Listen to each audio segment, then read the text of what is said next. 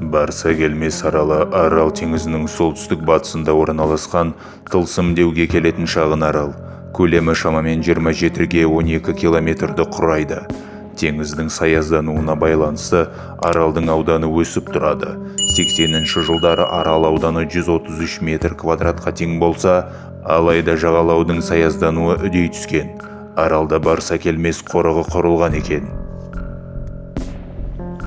Бұл арал туралы көптеген аңыздар мен әңгімелер өрбіп кеткен.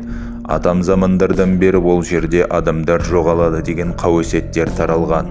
Баз біреулер онда жұмбақ жарқылдар көрінеді, белгісіз ұшатын нысандар мен ел көрмеген жаратылыстар кездеседі деп те жатады. Бірақ аңыздардың көп бөлігі түрлі уақытпен байланысты тылсым жағдайлар туралы баяндайды. Жергілікті тұрғындардың айтуынша, өткен ғасырда түрмеден қашқан адамдар аралда бірнеше жыл ғана тығылып жүрсе де, үйлеріне қайтып оралғандарында 10 жылдық уақыт өтіп, туған туысқандары қартайып үлгерген көрінеді. Бүтіндей отбасылардың барса келместе жоғалуының себебін қазақтар көне ұшу қасиеті бар аждаһа тектес кесірткеден көреді. Бұл алып қашпа әңгімелерге әлгі айдаһардың тісі дәлел болып сақталып қалған екен. Аты айтып тұрғандай, бұл аралға барғандар жұрттың айтуынша қайтып оралмайды екен. Бұл жерді Қазақстанның Бермуд үшбұрышы деп те атап кеткен. Бір аңызда бұл жерде уақыт басқа жердегіден өзгеше өтеді деп айтылады. 1991 жылы аралда бақандай бір экспедиция жоғалып кеткен. Олардың ешқайсысын әлі күнге дейін таппапты.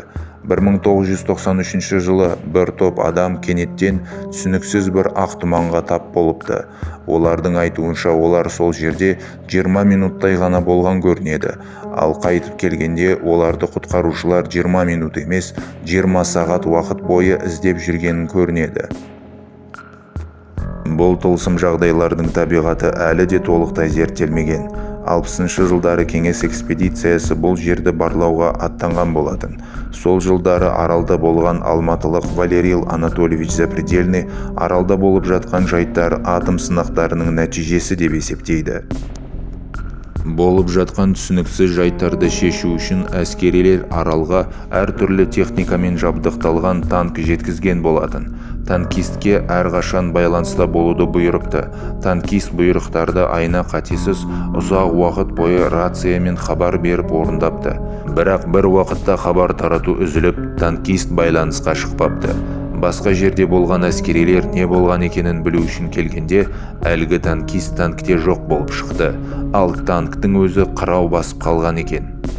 Танкисттің әлі күнге дейін қайда кеткені белгісіз. Біреулер бұл жайттарды бөгде ғаламшарлықтармен байланыстырады. Олардың айтуынша арал жат планеталықтардың белсенді келіп кететін жері. Іс жүзіне келгенде бұл өсетін шөбі аз, ішетін тұщы суы жоқ қу шөлейт. Соған қарамастан арал сары шаян, өрмекші мен жыландарға толы. Телефон желілері мен навигация бұл жерде тұрақты істемейді. Сондықтан саяхатшылар бұл жерге жол көрсетуші адамсыз жетуі қиынға түседі. Ал бұл жерде өмір сүру одан да ауыр. Сондықтан да осындай бір қорқынышты барса келмес атауы бұл жерге толықтай сәйкес келетін болар.